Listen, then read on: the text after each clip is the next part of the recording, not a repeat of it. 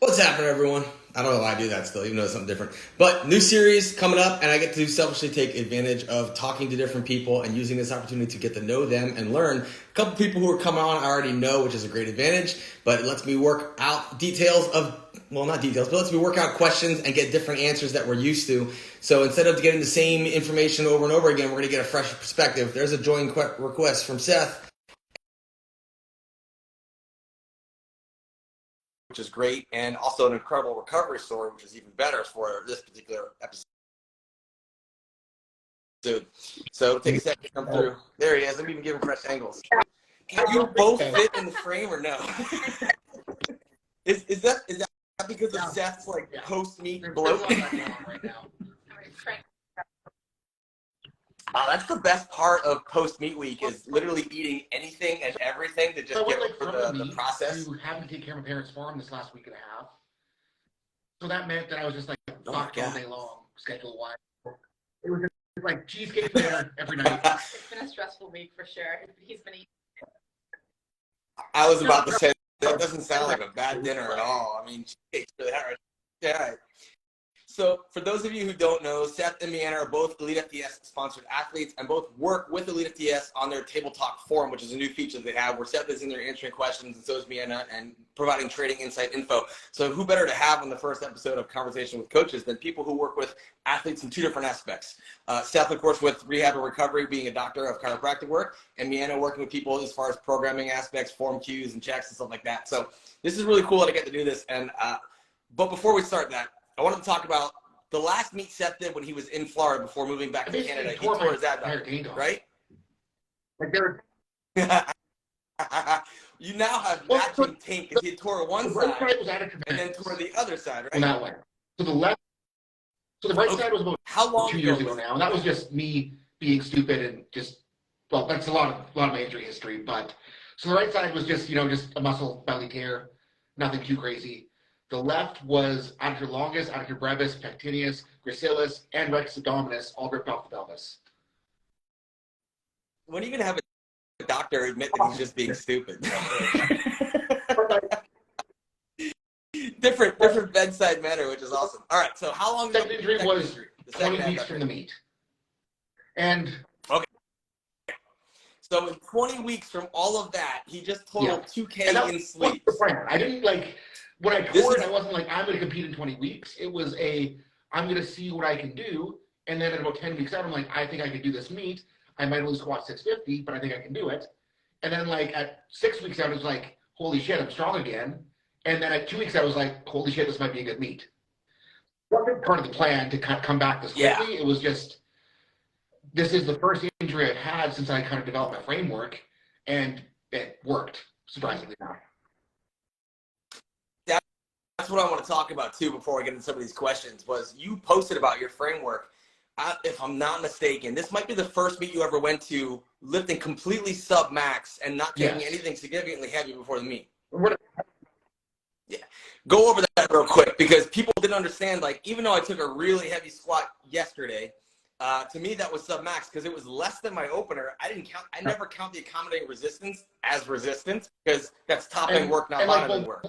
You kind of beat this in my head the whole time we were in Florida. It's like, I'm shooting myself in the foot because I'm going too heavy, too specific. Even though it's still conjugate, I was not able, because I was peaking in the gym, not the platform, and I ended up having bad meet performances because of that. And kind of what I realized, this was even I was going more conservative from 8 weeks out to 6 weeks out, but I got so busy that sleep kind of shifted to the side, and I had to back off further on training. And I was backing off further on training through the peak is I think what allowed me to have an even better meet. Because my original plan was to finish with a 750 or 760 squat. I ended up finishing with 725, and I hit an all-time PR. Yes, and this is the healthiest you've ever come out of a meet in the last 2 years. I know. But what the better? Yeah. Yeah. Pretty healthy. I mean, other than cheesecake and farm life, it's pretty healthy. It's really cool because that's something I want to get into before we get off. I'm going to circle back to that, talk about motor patterns and recruitment patterns because that's something that people don't understand while they're maxing out all the time and doing something. You're building a motor unit recruitment that doesn't need to be trained all the time and probably shouldn't when you get to that level of strength. So I actually wrote down questions, believe it or not. Look how prepared I am. I have questions. Okay. You ready for this? Now, either one of you can answer. Sounds smarter. Either one can answer. So- Jump in whatever you want, all right? Yeah, but you're better looking. Yeah, right. You're the I'm one just who's not bringing up bald, the audience. That's why I'm better looking. Yet. Not bald yet. I'm not gonna lie. I'm not gonna lie. Seth and I have had some scientific discussions, and he did say I should have married you for my green card. But he was already taken, so there's nothing I can do about that. All right.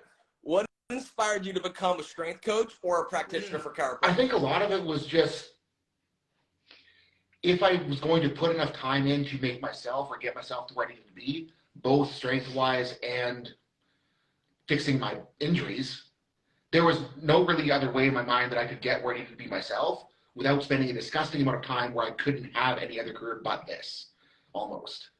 So it's like, a lot of people say that they want to do this shit because, oh, I want to help people, oh, I want to do this. For me, it was entirely just like, I want to be the best that I can be, and I'm going to figure that shit out. I need to figure it out. I need to put everything I have into figuring it out, and that's kind of how I ended up here. Mm-hmm.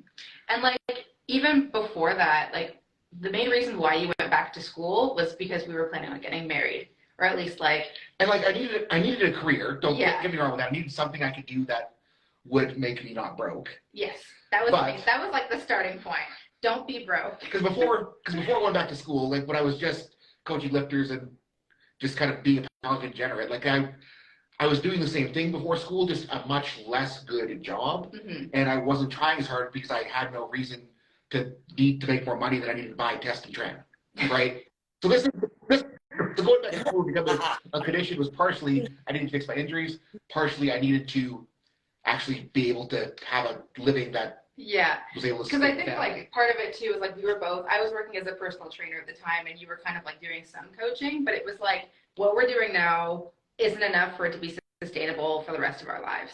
So we had to figure that out. But Yeah. again, it was all like, how can I pursue my goals to the fullest? And this is kind of where I ended up. Mm-hmm. So it wasn't like I want to help people, I want to teach people. It was, Yeah. I want to do what I love, and I want to make a career out of it. And that's okay for people to say that. Like you said, you don't have to give a bullshit answer. It's not that I want to don't want to help I people. want to help people. But it wasn't, I signed up for this because I wanted to help people. You know what I mean? Like, it started selfishly. Yeah. Which I don't think it's a bad thing to admit it because.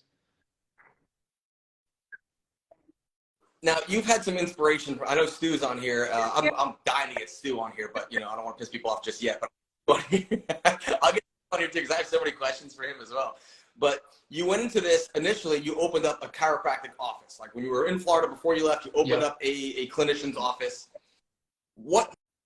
Because we've had this conversation in person, but I want to talk about people because I think going back to actually helping people, even though it wasn't the initial goal, I mean, as a doctor, you want to take people out of pain. I think you had said you want to teach people how to help themselves more so, and creating a remote practice gave you that opportunity to teach people how to help, heal, and improve themselves. Absolutely. More so than hands-on work. The biggest thing I've noticed when I was doing in-person and online together is that the online people did so much better than the in-person. And at first I was like, what the fuck? Because it's like the in-person people would leave the office feeling great because I could do the manual therapy on them, make them feel good, and they'd leave and they'd fuck off on homework. Where online, I didn't have a chance to do anything that made them feel better in the visit. So they had to do the homework, they had to put in the effort, they had to actually train their shit and learn and figure stuff out on how to get better themselves. And that's why they seem to be so much more successful long term. And it's I love that because everyone thinks it feels better, I must be healed. And it's like, no, reduce your pain. And I think it's still healing. it's not so much that it's like because when I first thought about it, it's like, oh, these people are lazy because they feel good. It's more just psychological, like, oh, I feel good, I don't have to. If they have a reason to do it, they're going to do it. Right. Whereas if they feel better immediately right after the treatment, they're not going to be as on I'm it. done. Yes. I'm cured. And that's not to say that like manual therapy is bad. I still like to do it in select circumstances. I still like to have it done on myself when I have things. But when I'm getting it done or I'm doing it to someone, it's because the goal is to make it feel better right now. Like at my last meet, I kind of had the barb kind of pop off me on my last squat warm up because I was a little bit too aggressive and a little herky jerky, and my pec was a little bit tight. So like, Don't say, I had my handler grab it on my kitty and just let me flash on my pec before bench. I wasn't like doing that because I thought it was some magic. It was just like, I want my pec to feel better so I can bench. And I benched. It was fine. But like, that's kind of the thing where it's manual therapy is valuable. It's not valuable where it's like, if I turn that into my pec hurt the next time I bench, then I have to get someone to work on it. And the next time I bench, I have to get someone to work on it. That's when it kind of becomes a trap. And it's, yeah. It can sensitize you to the signal your body's giving. And even too, it's like stimulus response. Like if squeezing your pec makes it feel better today, if you just keep relying on squeezing your pec, you're gonna have to squeeze it harder and harder and harder, and you get less response each time you squeeze it. And eventually, you just be like, "This doesn't work anymore. What do I do now?"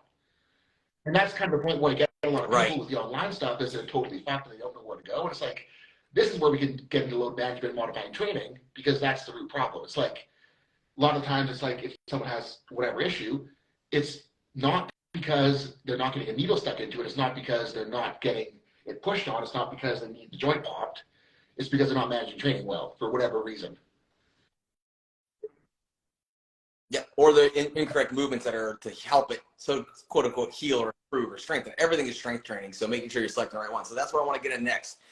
How do you go about assessing and creating individualized programs and plans for your clientele? Like, so if it's an injury person, it's almost easier than if someone that just needs to get stronger. Because like if it's an injury person, you know very plain and clear, like this is the thing they suck at.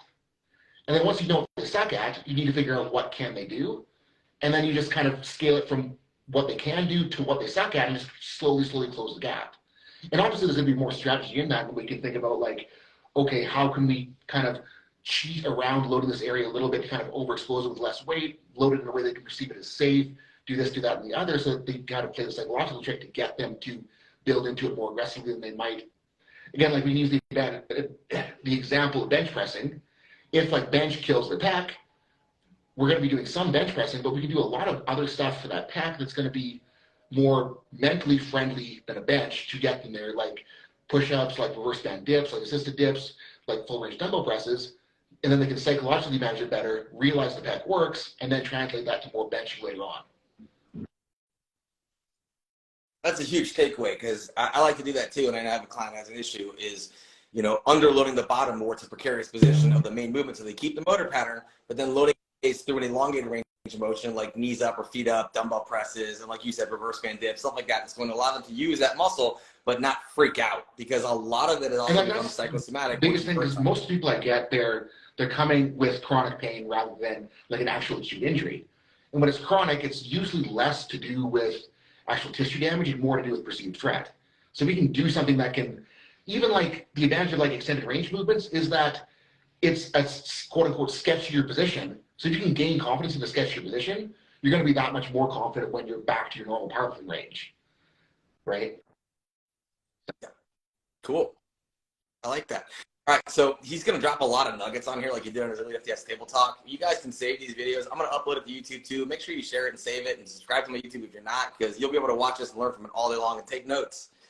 All right, so give us one example of one of your clients currently right now. Let's say injury work. You don't have to give them their name, but you could just give whatever the injury is and the movements you're selecting and the progressions they're having, so they know how to come across. But I want to pick on the guy that's in the video feed right now, but I probably shouldn't. But yeah, you're already picking on Stu with the so like he's had I would say a hard go, but he's had some big things happen to him in the past. And right now with him, it's like we're not so much dealing with tissue tolerance. Again, we're dealing with that perceived threat. And it's just like getting him to recognize, it's not even like we're doing specific movements, it's just like with his quad hurting, it's like getting him to recognize that the quad is going to give him sensation because of his history with the quad popping. Like it's reasonable that the scarring there, that the whatever is going on is going to feel different than it should, especially when he gets into the loading ranges where he hasn't been in a while. And the biggest thing with him is just getting him to psychologically process it so he doesn't freak out when he gets sensation, and recognizing that sensation doesn't mean the quad's fucked again, and that if he can get to the point where he can handle that sensation, that's going to get him to where he can actually use the damn leg again. Okay. All right, I'm going to ask this to both of you because you got two different perspectives here, and mostly we'll go with Meanna first to make sure. How do you like to stay up to date on the latest research and current trends? That's a really good question. I would say like one of the big What's that? I was prepared. I think that like one of the best things to do is to like, for one, be following the people who are at the top of the sport, because usually like what they're doing is going to be like either new or like it's clearly working. But then like going on websites like LeadFTS or like following different people on YouTube and that kind of thing, where it's like kind of like seeing what's going on there, and then kind of like taking those little nuggets. But I think a lot of it is just like staying in conversation with people who are at the top of the business is kind of like the biggest thing that I do. And I guess like more on the research side of things, Yeah, it's fucking hard to stay on top of research. because there's not very much research in the strength industry that's like, I don't know. There's not very much. Incredible. Well, I wouldn't say that much, but it's like if we're to like go into scientific journals and try to read everything right now, like I don't have time for that. So I kind of cheat when I'm looking at research stuff. So like I follow a lot of evidence-based pages, and if there's something that piques my interest, I'm going to go pull up the article and actually look at the article. If there's something that I like, go like, I might not agree with that, I want to read the article and figure out why I don't agree with that, and maybe I need to change my viewpoint, maybe I don't. If it's something that I do agree with, maybe I want to just see like what the study said about it, and just see where they're coming from and see if it matches where I'm coming from. So it's like, I think it's very, very difficult for someone whose job isn't to be a researcher, or the job isn't to look at that stuff, to do it, or to look at everything. Yeah, there's so much time in the day. Yes. But again, I think it's very important to do it. So again, like I just cheat, I follow pages that kind of do it for me. And then when I am interested in it or find a reason to get in there deeper, I'll look deeper. I do similar. I will follow a lot of people who study and review the research, like Amendo Henselmans or Chris Beardsley or Greg Nuttall and stuff like that. And then if I feel like it applies, I'll usually pull up a study and look at it. And the first thing I'm looking at is, okay, who's the population? How big was it? Does it relate? What did they go through? What was their protocol? How did they measure as far as individuals, each side and stuff like that? And then dig a little deeper. And then usually this next step from there that people skip, instead of regurgitating the information as if they've studied it themselves, people skip the step of testing it to make sure it matches in a real world population. They're just people are just like pulling stuff straight from research, just right away giving it to their clients. I would want to see people try it out first. And I think like that's where, again, like we have an advantage looking at research, because I mean you more than I, because you've been doing it longer than I have, is you have so much experience to compare the research to, and then you can make more of an informed opinion based on your experience and like knowing what to look at, what to kind of disregard. And that's not to say that like you have everything right, I don't have everything right, but we're not going to be kind of doing the irresponsible, this looks neat, let's do it, or let's have someone else do it. Right. No, I love when you can go back and look at current research trends that were already found in the 70s, 80s, and 90s, and people act like it's new. But it was just misunderstood then. For example, like instability work. We know how valuable instability work is, but they were loading it wrong with wobble boards and BOSU balls, stability balls. But they had the right concept, which was, learning how to increase proprioception or Golgi tendon reflex with instability work. But, that's more like the bottoms up kettlebell press or half kneeling work or single arm work than it is becoming a circus act. And they're finding value in it now, but if you looked in the early 2000s, it was completely trashed by the Journal of American Strength and Conditioning Association because everybody got weaker and more injured. They got weaker and more injured because they weren't exposed to actual even loads. like with the BOSU ball, stability ball stuff, it's like, I still think in select circumstances there could be value there, as long as they're still doing other stuff outside of that.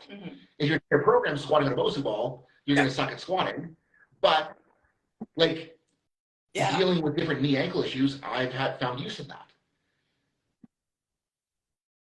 Tier 1 stuff. Like you said, someone's coming back from an injury, that's tier 1 stuff. Let's see how they can adjust their body weight, and then let's load from there. Exactly. But it was becoming the format of strength and conditioning, and everyone's like, you're missing the first word there, which is strength. Even like the partial range stuff we're seeing now, and like everyone wants to trash like the Seidman stuff where he's proving that it works. Everyone wants to trash it. I still think there's implication there. Being strong at that angle is not a bad thing. Obviously, you want to be strong at other angles, but like, I don't think there's a problem if there's an athlete with longer levers that cannot squat to death to stop at his angle and then just reverse. don't want to go so far as to say like he's absolutely accurate, but what he is thought-provoking, because he's dealing with the ranges those athletes are playing at. Where if we're looking at the complete contrast to that would be like Ben Patrick knees over toes. He's your fullest range of motion to increase joint specificity in those ranges of motion and getting stronger through them for integrity of the joint capsule itself. Joel Siebens not wrong either. He's just a little on the extreme side of the other partial range stuff and isometrics, because that's the level that his athletes are playing at. They're field and sport athletes, not full range of motion ranked athletes. The point I'm trying to make though is like, if we can get people, instead of like going, this is good, this is bad, to see the gray and be like, this is where this could apply. Strength training is just one big polyamorous relationship. You've got to take aspects from everything and just put it together. Start from like a pyramid base of, here's my strongest barbell compound movement, here's my next accessory, and then keep stacking up that pyramid of different things that are useful and beneficial to make sure you're complete. And then, like, I was on rehab call yesterday. I was kind of talking to a guy who's got a strong conjugate background, and I kind of like relayed that as like, if he's missing these specific ranges, specific control of these ranges, or he lacks tolerance to the specific position, like that ends up sitting below the accessory work. So it's going to build the base that lets him do the accessory. It's going to let him do the secondary. It's going to let him do the mains. So it's like, we think of rehab and just our prep work is just like the next layer at the bottom that sets us up in that pyramid. Absolutely. Yep. All right. So unique question for you guys, especially for you, Seth, because people ask this. Do you recommend any specific nutrition or supplement strategies for athletes coming back? Cheesecake. No, but I'm not into the idea that beyond eating enough calories to support recovery, beyond eating enough protein to support building shit back up, I don't think that taking whatever is going to make you heal any faster. Now, well, I'm not going to count peptides and supplement, but I don't think that like that's something that I never really want to tell someone, you need to take BPC, you need to take TB. Just because it's, we don't really know what it does long term. The legality side of it is kind of weird. And it's like, you don't need it to heal. Yes, that work. Are you old? Remember when everybody was a lab rat in the forum? My lab rat is responding well to this dose. But it's like, the stuff works. I'm not going to go around that, but it's like, I want people to understand that they do not need it to get better. And I really didn't really figure out how to rehab stuff well until I made myself stop using it.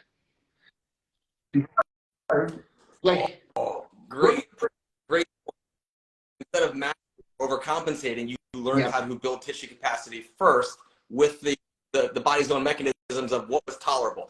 So let's go into what's tolerable, because I usually use like a discomfort scale, and I hate to say pain, but I use a discomfort scale of nothing more than a 4 out of 10 when you're coming back from injury. Take it to a 0.4. If you hit 5, very similar. What's your scale? And it's like, again, looking at research, it's like the general recommendation is a 6 out of 10 looking at general pump. But something I've learned myself dealing with powerlifters is most powerlifters are dumbasses. Just like they want to overshoot RPE, they want to overshoot pain, right? And general point is like, that I'll tell them is like, if you feel like you're in control of it, we're okay. If you feel like it's getting worse, like it's out of control, like it gets worse every set you do, that's when it's time to kind of take things back, step back, slow down. Because if we're making it worse, we're not necessarily causing more damage, but we're making it more sensitive. And if you feel out of control while you're making it worse, you're going to make it all that much more sensitive the next time you use it, so it's going to feel shittier. And the biggest goal is like, we need to load it so that we can get more comfortable there and we can make it less sensitive. But if we're going beyond that threshold and we're making it worse the next time, we're making it feel worse the next day, we're kind of shooting ourselves in the foot there, right? And I was that after my initial back injury, or second actual back injury, the one I was hospitalized for, because to get through my training when still doing strongman, you know, I was basically taking Aleve or ibuprofen before training and then rubbing heat cream and numbing cream all over my back to get through it. And for a solid year and a half, 0 improvements. And then one day I forgot the cream and I had a limiting factor. And all of a sudden that limiting factor kept getting better and better and better because I wasn't masking it. So I wasn't exceeding that level 4. And I got better relatively fast after dropping being a dumbass. Did you notice too, like, as soon as you dropped it out and you actually had to feel it, you began to trust it more because you were actually more aware of what was happening in it? Yeah, couldn't compensate, I couldn't cheat, I couldn't arch. Like I became so much more aware of my actual structure and bracing by having full awareness of my body instead of blunting. Something too that I noticed, like the first time I stopped just, crushing up a lead and putting in my DMSO and rubbing it on my back and stopped relying on BPC, it's like when I finally had to feel my pec when I was benching, at first it was terrifying because I was like, it feels like it's going to blow off, it feels like it's going to blow off, it feels like it's going to go. Then I kind of like limited the load long enough to learn to trust things again, and all of a sudden it was like, this sensation isn't bad, it's just my fucking pec working. Like that's what it feels like for a pec to contract, that's how it should be, and then all of a sudden it's like, oh, my bench came back. Seth just exposed he came from Multiply with the crushing up a leave and Advil and putting it in the DMSO. I still can't believe it. For those unaware, DMSO is a transdermal solvent that carries it through your skin and brings it to your body, and that's what lifters in our generation did. You'd crush up pain meds or anti-inflammatories and let them transfer through the skin at risk of everything else coming with it too. Have you ever injected DMSO? No, I'm not injected. It was like, someone's supposed to be like, if it's not working well enough, you need to like mix it in with the pills, mix it 50-50 with backwater, stick it in. That was like probably the most painful injection I've ever done ever. That was, do not recommend. I like how they're like taking DMSO from like a container and like putting backwater in it as if that's gonna like. Well, I don't dilute it, but it's like, why the fuck are we injecting transdermal? Like looking back on that. There's no bounds of what people will try in this sport at times to get an advantage. I've heard a lot of West Side stories that are pretty crazy that I probably can't share here, but they're pretty wild of what people have done. I can't wait to get Greg on here because he'll spill all of them. Greg and his bottle of Halo a day week. I mean, that's what he was told to do, so he did it until he ended up being jaundiced and like bleeding out of his eyes and his nose. Nobody ever accused him of being this smart, but that's how you learn. Coming up in Canada, away from everything, all I had was I guess local lifters, and I had like the internet. And that over the internet led me to do some really fucking stupid things because I thought like that's what so and so are saying they did, or that's what their people are saying that the best lifters are doing. I have to do that, and that led me to making a lot of stupid fucking mistakes, but also led me to learning. The Elite FTS table talk that just happened with Dr. Hotchkiss, he talks about that, like when he was coming up in the forums, and the recommendations on there are just absolutely wild and crazy. Crazy stuff like 100 milligrams every 10 pounds of body weight, or stupid things like that. And what's funny is a lot of those people who are putting pretty ridiculous forum posts up are actually like leading educators now, but it's because they learned what not to do. And people still go back and look at those old posts like, oh, that's what he did. It's like, no, they teach different. And it's like, but again, it's like with my personality, I almost have to know in a way, which is not the best way to do it because again, it's led me to do some stupid things, but now I know. No. Painful lessons are the ones all right. Balance training with other forms of activities such as cardiovascular activity, mobility, or your rehab protocol. So you cut out a little bit there. Oh, how do you balance strength training with other forms of activities such as cardiovascular activity, mobility work, or rehab stuff that you prescribe? It all kind of supports. So again, like coming from my perspective, my goal is to be strong on the platform.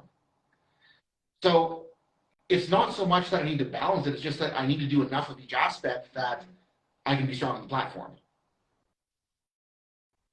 Enough. Okay, so let's backtrack. Let's push back on that so people don't understand what enough is, because I write daily homework for athletes, and then I put specific warm-ups in for specific lift days, and a lot of people skip the daily homework and the mobility, like I'm still having this problem. And you just emphasize the word enough, which means they're not doing it enough. Which like if I'm writing a rehab plan for someone, I start them off on a friggin' like usually a very high frequency, depending on the person, depending on the issue. I want their daily homework done between like twice a day and 5 times a day, depending on what we're dealing with. And then my instructions for them is see how you're improving on the warm-up, see how you're improving during the lifting, see how you're improving during accessories. And once those start to pick up, we can back off frequency on daily. And I want them to think for themselves and figure this out, because it's like they need to learn at what point can they pull the dailies out? At what point do they need to bring them back in? At what point is it not enough to support their training? Because it's like, the biggest reason, again, like I do daily homework, I'm sure you're doing daily homework for similar reasons, is that the positions we're accessing in the gym, I'm not accessing that when I'm sitting at my desk. I'm in a very different position, and it's like, if I get taller to that position, if I adapt away from that position is going to feel shittier when I need to get under a squat bar. So if I do some stuff every day to get me better getting under a squat bar, the squat bar is no longer a problem. And that's just kind of a simple example. But it's like, when I was first doing it, I had to do it like get up every 20 minutes. At this point, I can just put a PVC pipe on my back 3 times a week and it's good enough. But you will only learn that by doing that and then kind of realizing what isn't enough, what's too much. And it's like, obviously it's like, it's not the funnest thing to do, little kind of bullshit positional drills, but if it's helping you get towards your goal, do it. Mm-hmm. And like when it comes to like balancing it too, I think a lot of it kind of comes down to like habits and lifestyle. Like I work from home. I like have a desk job for at least like 8 hours a day. And if I didn't have the habit of it, I definitely wouldn't do it. But at least like once an hour, I feel the need to like move. I'll get up, I'll do like one of my mobility exercises, or like I'll get up and go for a walk or something like that, where it's like I'm not necessarily doing like structured cardio or anything like that, but like if I feel like my brain's tired, I'll go out and go for a 10-minute walk. Or like if I feel like my shoulders are getting stiff sitting at my desk, I'll get up and do like my chicken wing stretch or something like that, just like little bits throughout the day. And it's not like it's super structured of like 2 times a day I need to like go and do this. And obviously I'm doing the homework that you give, but like I think it kind of comes down to like listening to my body and just having it be a habit. And like I know what it feels like to not consistently do that. And as soon as I feel that little bit of like stiffness, I'm like, oh, I just need to move. I need to get up and do something. And like, yeah, there was an interesting research that came out that showed something as simple as walking reduces pain sensation by like 10%. It's like better than Advil. It's like, move. Yeah. You lazy shit. And like that's move. Again, like that's my big indicator. Like on the cardio side of things, it's like if I start feeling like shit, if I start getting the back bump, that's where I know I need to bring cardio up a little bit. Mm-hmm. If something's starting to hurt, that's when I need to think about like, do I need to rethink my prep work? Do I need to rethink my accessories? And I don't really like the word balance, because it's like I'm not really like trying to go like, oh, am I training strength training for cardio? It's like, no, I'm doing cardio to support the strength training. You know? So, yeah, a structure. Okay, so we can use a different term. How do you structure it? Meanna already mentioned how she structured for herself, and I know I've seen you that you come into the gym and you do very thorough warm-ups. I know a lot of clinicians are like, oh, you don't need to do that, and they also don't lift shit.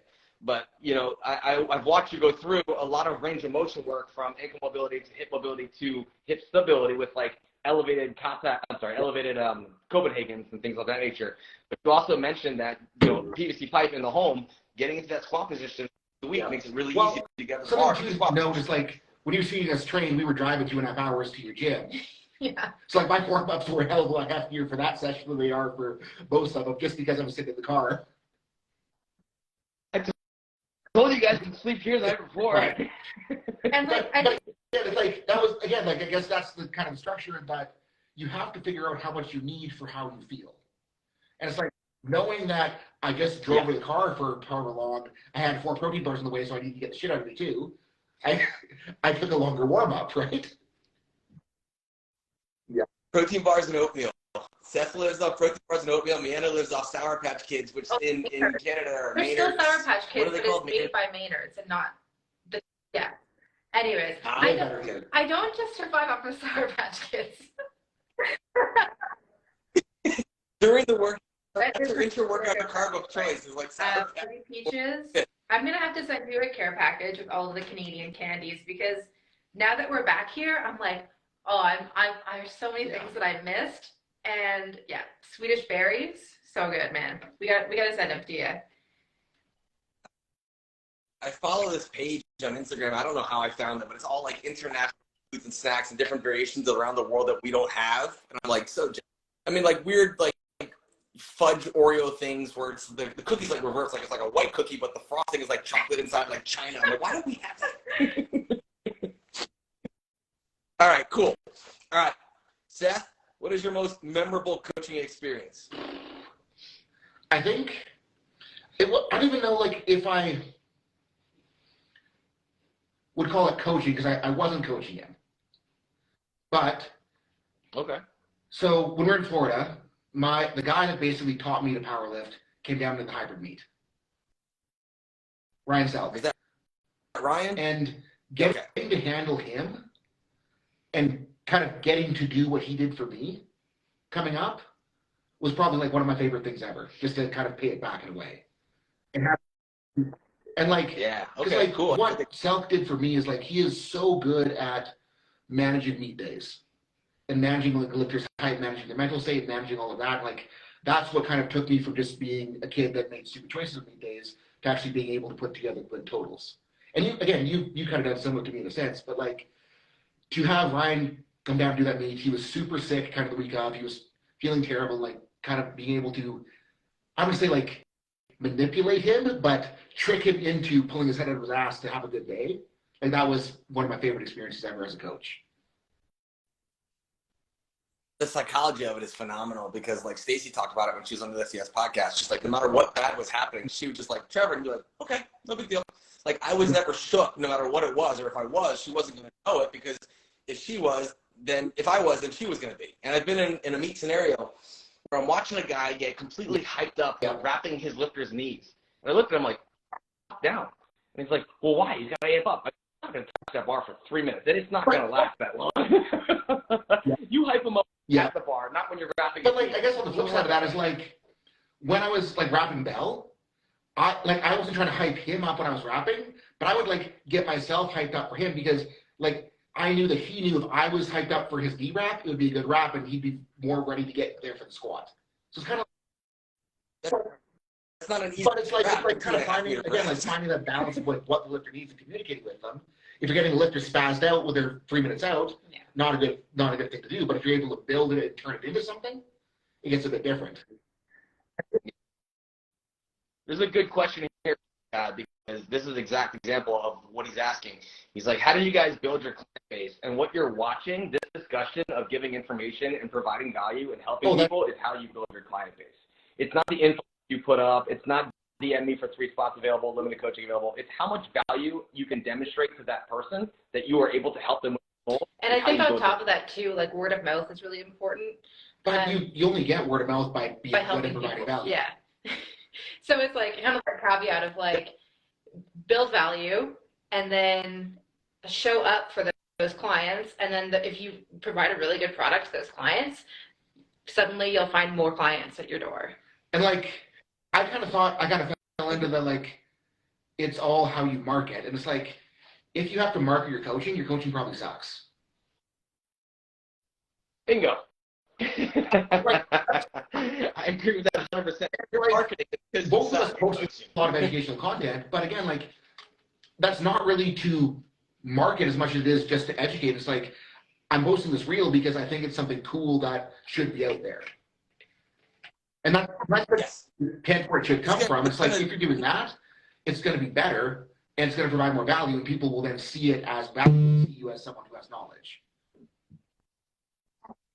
Yes, and you can be wrong. People don't understand that because they're all freaked out. They have paralysis. Like, what if I say the wrong thing? What if I do the wrong thing? It's like, you're gonna. There's a lot of videos where I literally said the wrong thing, and in the description, I'm like, I'm sorry I said this, but, or you look back, you're like, this is a different perspective than what we know now. They're always going to change. You can look back, and Dave was great about that when I was up there.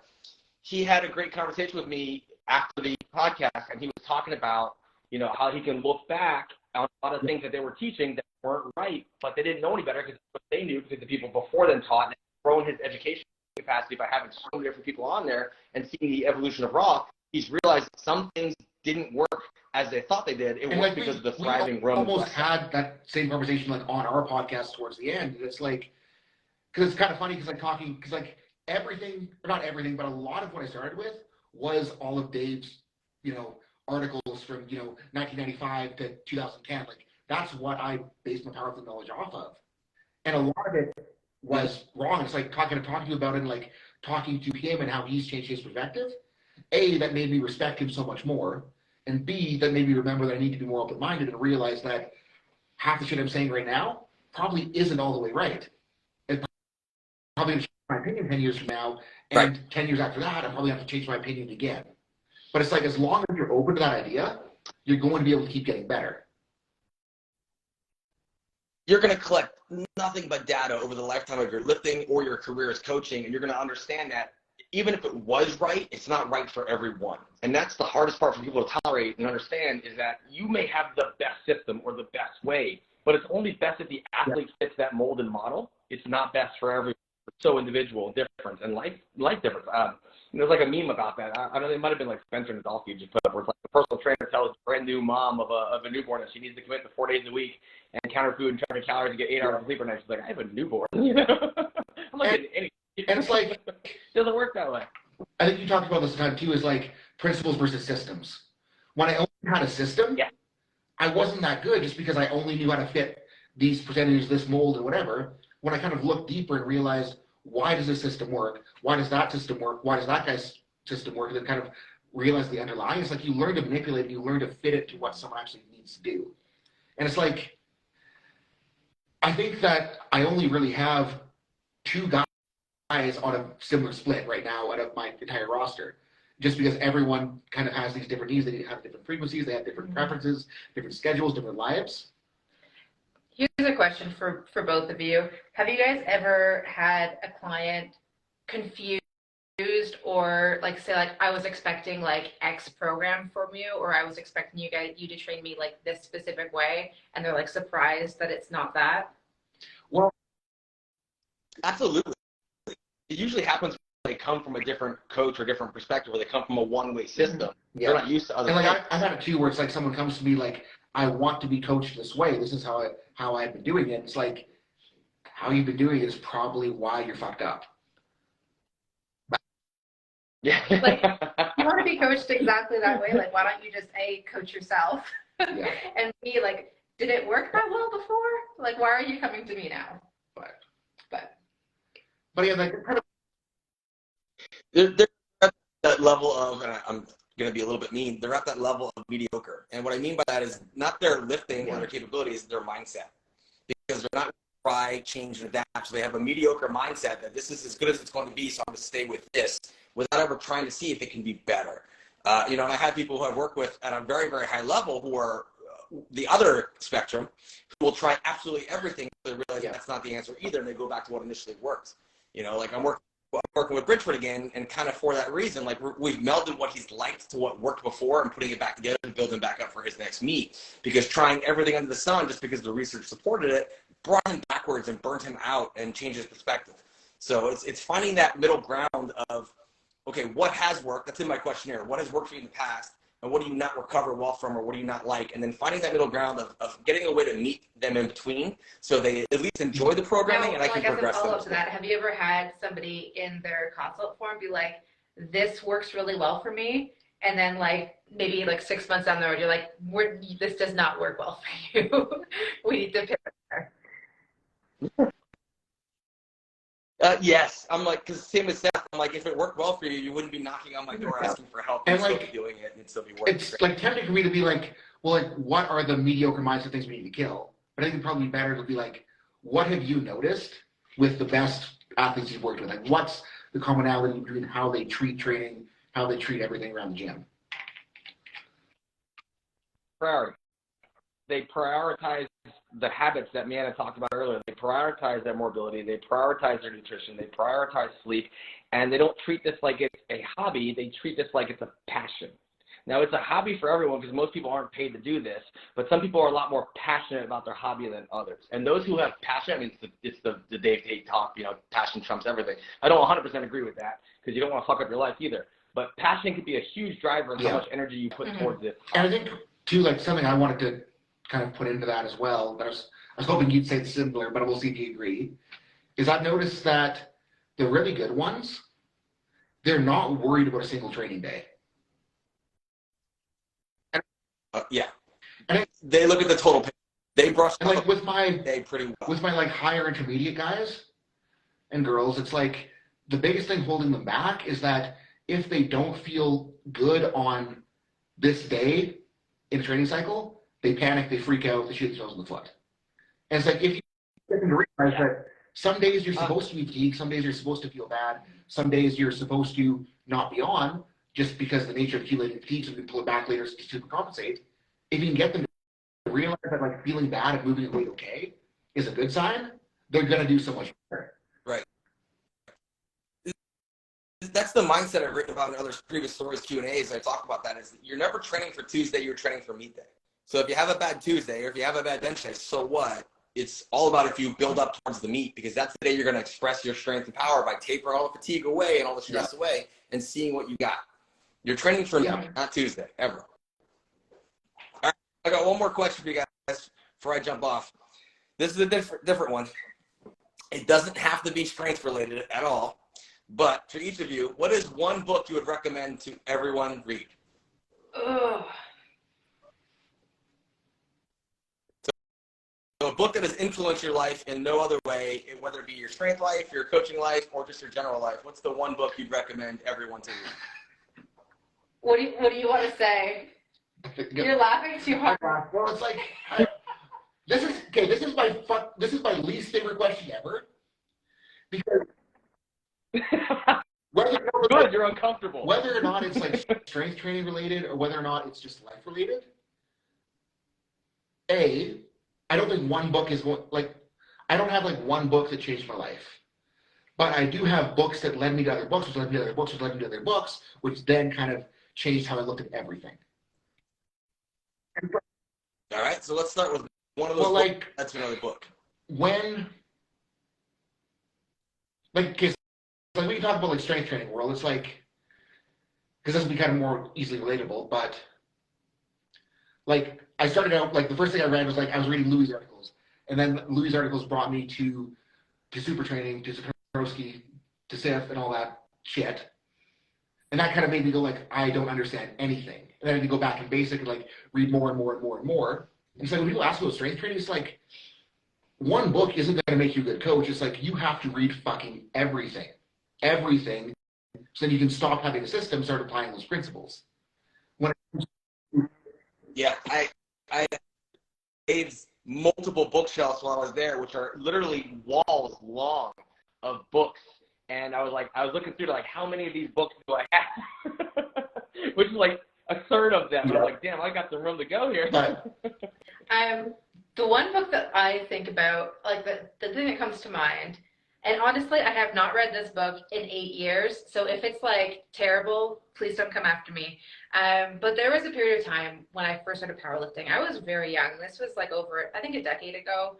There would be times where like somebody would say something bad about me, or just like random like powerlifting drama, and it would like really let it affect me. And I talked to Dave Tate about this, and he recommended the book The Subtle Art of Not Giving a Fuck to me. And that was like fantastic kind of like mindset changer for me, where I was like, that kind of like started me on the path of just kind of like just focusing on like being myself and not really worrying about what other people's opinions of me were. Which like now that kind of seems like such a crazy thing, because I'm just kind of like, I don't give a shit what people think of me at this point. But that was kind of like a game changer book for me at the time. And again, I haven't read it in like 8 or 10 years. So, but that would be my book, I think. Yeah. It's a good book. That book is a great book. And what I approach in the seminars to a lot of people about like the best thing that can ever happen to a powerlifter is bombing out, because you just realize what the worst day is going to be, and you've eliminated all fear entirely, and you no longer give a fuck if you're going to bomb out, because you have. So you really just send it on meet day with zero concern, because the worst thing that's going to happen with bombing out has already happened, and you no longer give a fuck. Like you've trained as if you give a fuck, but on meet day you're there to find out what you got or you don't got. And if you're going into it tepid or scared, you're not going to find out what you got because you're holding back. But if you go in there with like fuck it, low the bar mindset, you're going to do better. And this is going to be a weird one. Maybe not that weird. Okay. I don't know what you're saying. Go for it. Jonathan Livingston Seagull. Oh, he loves that book. Have you ever, you know what I'm talking about? Have you ever? I have Jonathan Livingston the Seagull is the book book name. name or the author? It's actually like, Jonathan yeah, Livingston Seagull. It's kind of cheesy, but it's so fucking good. And Okay. like I put it on like I have the audiobook version now. I put the audiobook version on like once a month. Okay. Oh, And like during wow. Okay, so it's pretty profound. and like I like because it tells you one's personality. It tells you what they're into, what they're studying, what they're learning.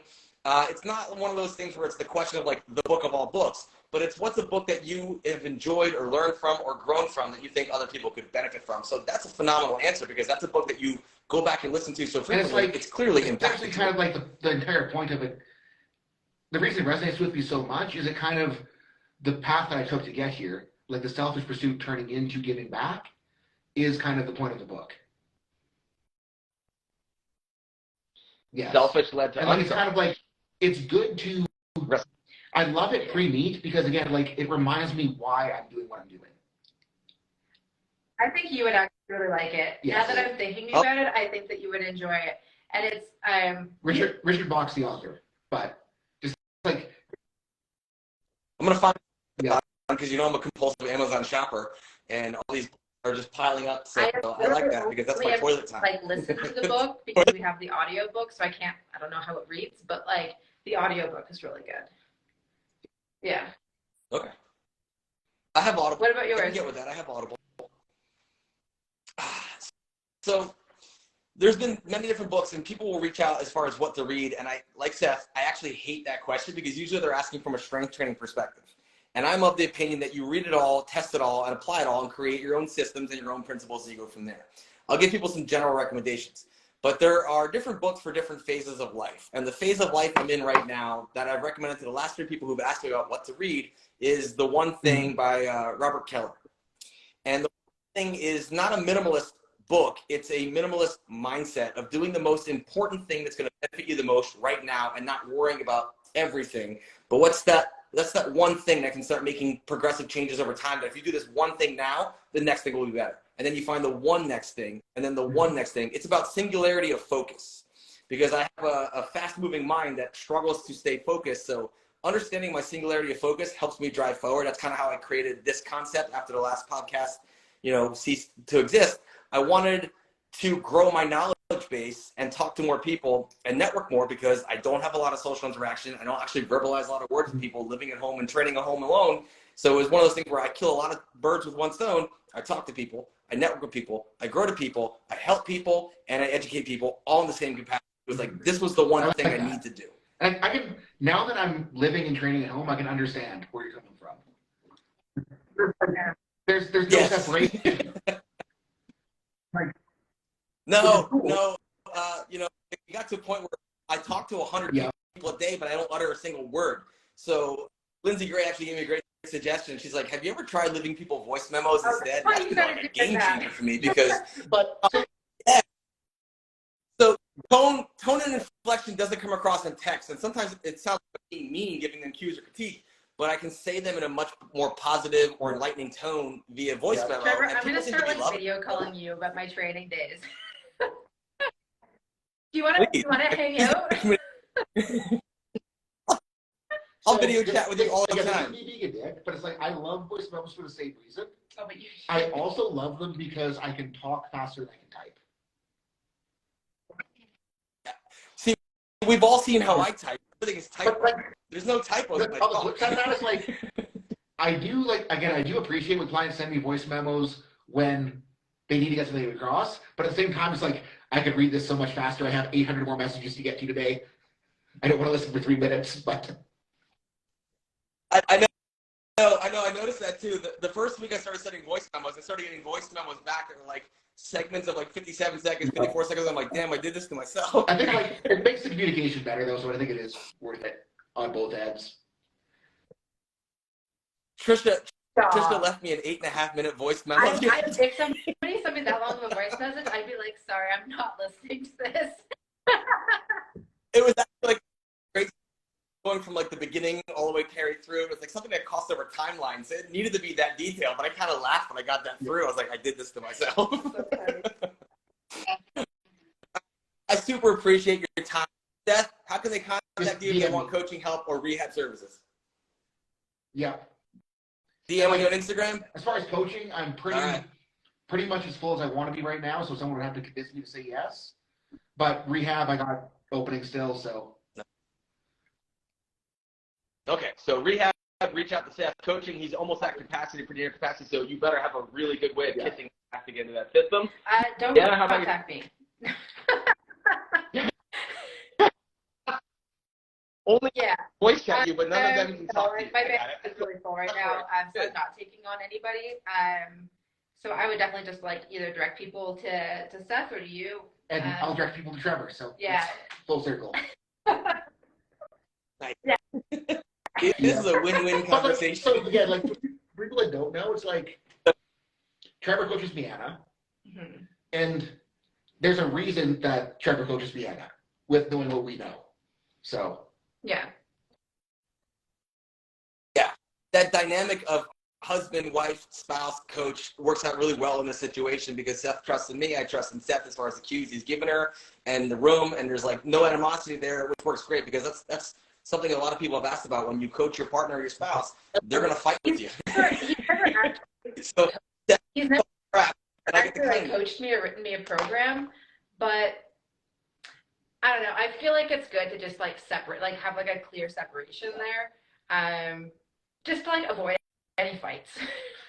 Because like I don't know, like it's one thing if like the critique and like I don't want to say like negative feedback, but like constructive feedback, it's just like a lot easier to take from somebody who isn't married to you. Just so you can kind of have that like separation. absolutely. And again, cool. I love this. like too, like on the flip side, it's like again because I trust Trevor. It's like if Meanna's like questioning something in the program, I'm like, just do it. It's Trevor. It's like my default. It's like I just have to say, listen to coach. She hasn't actually send that question to me, and I'll usually explain the intent in detail or modify in a way that she's going to want to do it and make sense to her. So she's like super easy to coach because she never complains to me. She just reaches out to Seth and just like, do it anyways. It's not working. So it's a decent system so far. I feel like it's pretty rare that like I'll actually complain. Like it'll usually be I don't know. It's like a hard training session. Like, oh, this is hard. And he'll be like, just do it. And I'm like, okay. And then like that's about it. yeah. You'll get it. All right, guys. I appreciate your time so much. Thank you for joining me, and I would love to do this again sometime. We get through a list of a few people, and I definitely back, especially Seth, because I know you stay up to date on a lot of research, so I want to talk to you about a lot of current trends in both strength research and rehabilitation research. Okay, doodly-doo. All right.